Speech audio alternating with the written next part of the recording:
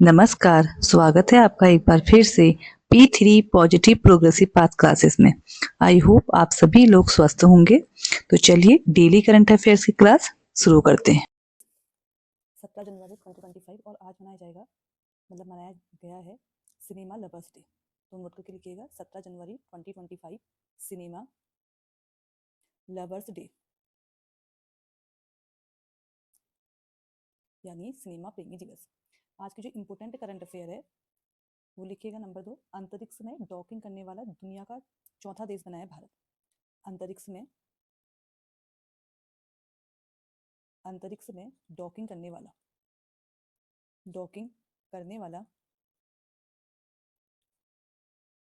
दुनिया का चौथा देश ये कौन बना है? ये बना है अपना भारत। देखिए, इससे पहले जो 3 देश हैं जो डॉकिंग कर चुके हैं उनमें नाम आता है अमेरिका, नोट कर लीजिएगा, रूस और चीन। अब ये जो डॉकिंग है ये है क्या? देखिए, डॉकिंग वो प्रक्रिया होती है जिसकी मदद से दो अंतरिक्ष ऑब्जेक्ट एक साथ जुड़ते हैं। लिख लीजिएगा, वह प्रक्रिया जिसकी मदद से दो अंतरिक्ष ऑब्जेक्ट एक साथ आकर जुड़ते हैं। तो इसरो ने अपने स्पेसएक्स मिशन ने दो उपग्रहों को सफलतापूर्वक जोड़ा। ये जो उपग्रह हैं इनके नाम है, एक है चेजर SDX-01 SDX-01 और जो दूसरा है उसका नाम है टारगेट SDX-02। इसके बाद चलिए इसके साथ ही आप यहाँ पे देख लीजिए ये काम जो किसने किया, इसरो ने किया है। तो जो इसरो के वर्तमान अध्यक्ष हैं वो कौन है? नोट कर लीजिएगा, वी नारायणन। बढ़ते हैं नेक्स्ट करंट अफेयर की ओर। थर्ड, देखिए जल्दी ही गणतंत्र दिवस आने वाला है 26 जनवरी को। तो इसमें जो मुख्य अतिथि होंगे वो हमारे हैं इंडोनेशिया के राष्ट्रपति। तो लिख लीजिएगा 26 जनवरी के मुख्य अतिथि। 26 जनवरी के मुख्य अतिथि। देखिए 26 जनवरी 2025 को जो हमारा गणतंत्र दिवस मनाया जाएगा वो 76वें नंबर का है, 76वें नंबर का। नोट करके लिख लीजिए। इसके जो मुख्य अतिथि हैं वो है इंडोनेशिया के राष्ट्रपति। तो इंडोनेशिया के राष्ट्रपति हैं तो आपको इनका नाम भी पता होना चाहिए, इंडोनेशिया के राष्ट्रपति जिनका नाम है प्रबोवे सुबियांतो। इंपोर्टेंट करंट अफेयर है, नोट कर लीजिएगा। बढ़ते हैं आगे चौथे नंबर पर।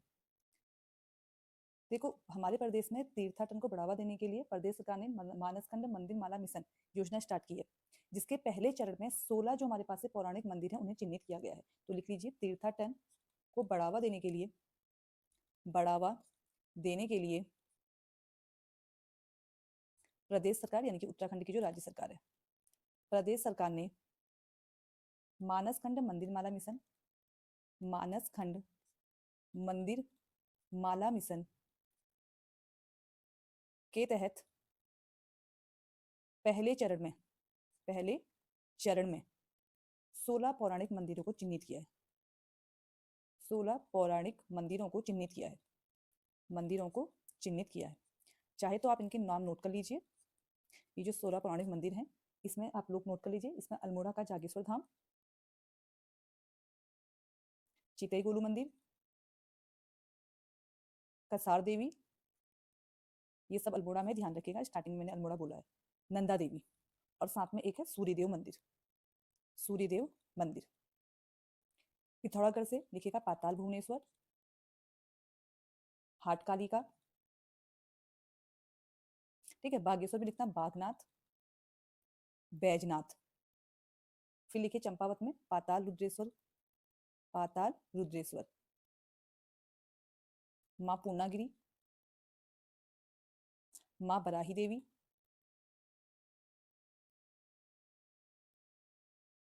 बालेश्वर मंदिर।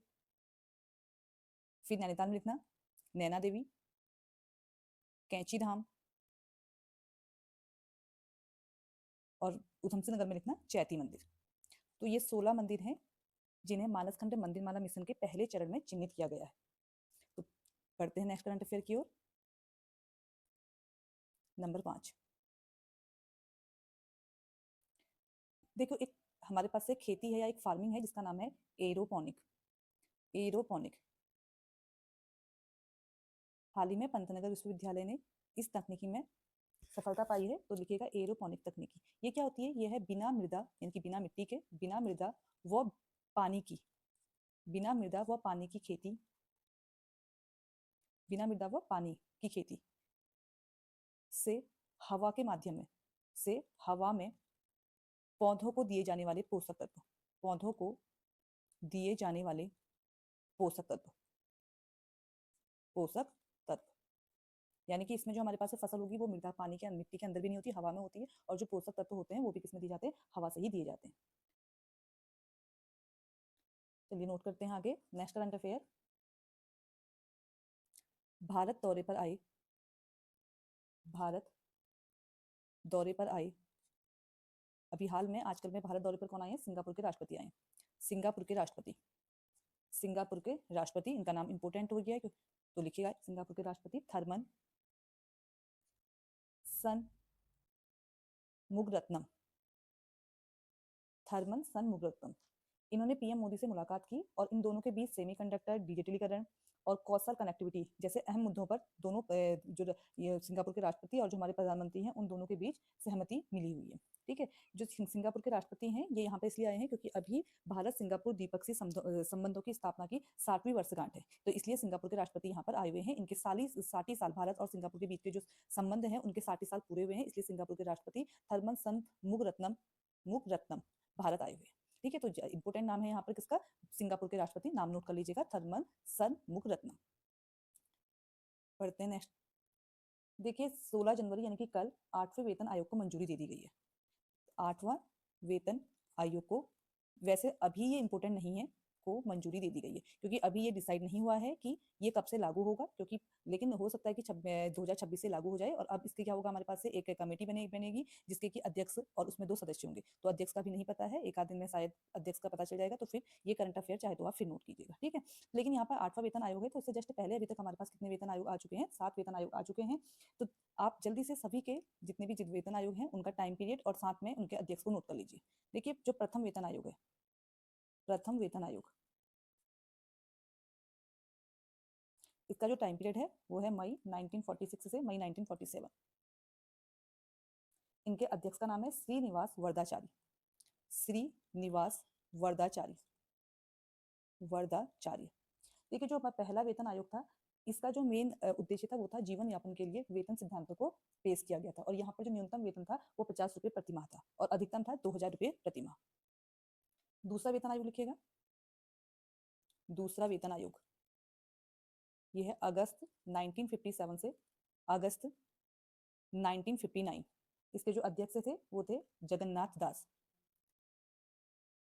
जगन्नाथ दास। अब बात आती है तीसरा वेतन आयोग, जनरली इन सबके अध्यक्ष ध्यान रखिएगा। तीसरा वेतन आयोग अप्रैल 1970 से मार्च 1970, इसमें है रघुवीर दयाल अध्यक्ष, रघुवीर दयाल। अब बात करते हैं चौथा वेतन आयोग, ये बना है सितंबर 1983 से दिसंबर 1986। इसके जो अध्यक्ष हैं वो है पीएन सिंघल। फिर देखिएगा पांचवा वेतन आयोग, इनका टाइम पीरियड था अप्रैल 1994 से जनवरी 1997। यहाँ पर जो अध्यक्ष थे वो हैं जस्टिस एस रत्नावेल, एस रत्नावेल। फिर लिखिएगा छठा वेतन आयोग, ये बना है अक्टूबर 2006 से मार्च 2008। तो यहाँ जो अध्यक्ष थे वो थे BL justice BL Shri Krishna.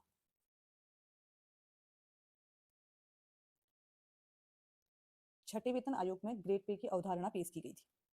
फिर लिखिएगा सातवां वेतन आयोग, ये है फरवरी 2014 से नवंबर 2016। देखिए जनरली 10 साल में एक वेतन आयोग आता है। ठीक है, अब जो टाइम पीरियड है इसका मतलब है जब भी वेतन आयोग बना है, कब बना और उन्होंने अपनी रिपोर्ट कब सौंपी, ये टाइम पीरियड इस चीज का है। तो जो सातवें वेतन आयोग है इसके अध्यक्ष हैं AK माथुर, AK माथुर। और सातवें वेतन आयोग में जो न्यूनतम वेतन था वो 18,000 रुपये प्रति माह है, सातवें वेतन आयोग। क्योंकि अभी 8वें की बात चल रही तो जस्ट पहले अभी जो चल रहा है आजकल वो सातवां वेतन आयोग है, तो आपको उसके अध्यक्ष का नाम और यहाँ पर जो न्यूनतम वेतन है वो भी ध्यान रखना है। न्यूनतम वेतन 18,000 रुपये प्रति माह। रुपये प्रति माह। और जब 8वें वेतन आयोग के अध्यक्ष बन जाएंगे तो मैं आपको साथ में वो भी नोट करवा दूंगी। तो बढ़ते हैं नेक्स्ट करंट अफेयर की ओर।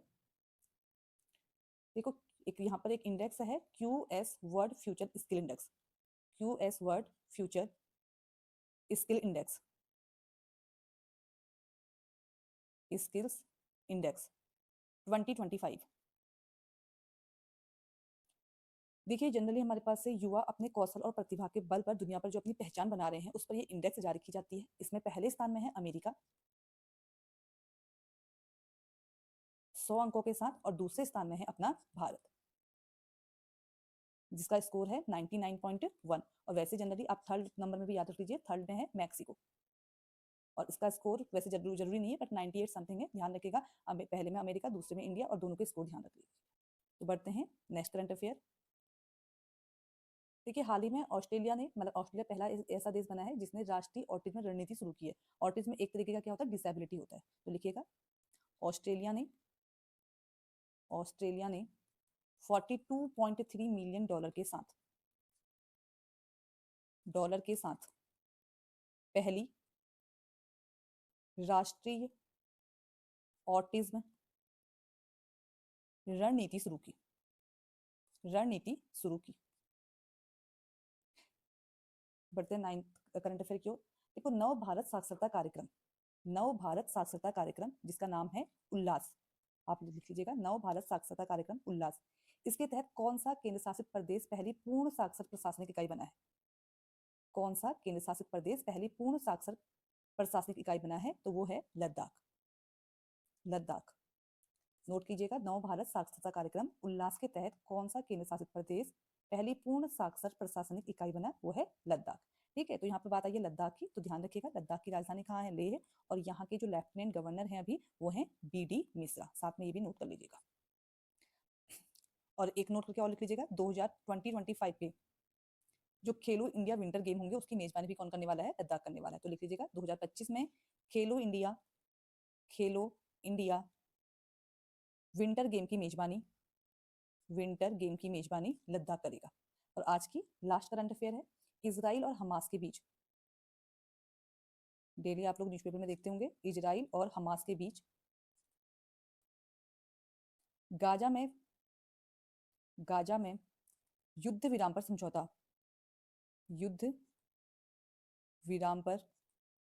समझौता हुआ है। ये कहाँ हुआ है समझौता? दोहा में हुआ है, नोट कर लीजिए, दोहा में हुआ है। तो ये थी आज की कुछ इंपॉर्टेंट करंट अफेयर्स। मिलते हैं कल की क्लास में कल के नए करंट अफेयर के साथ।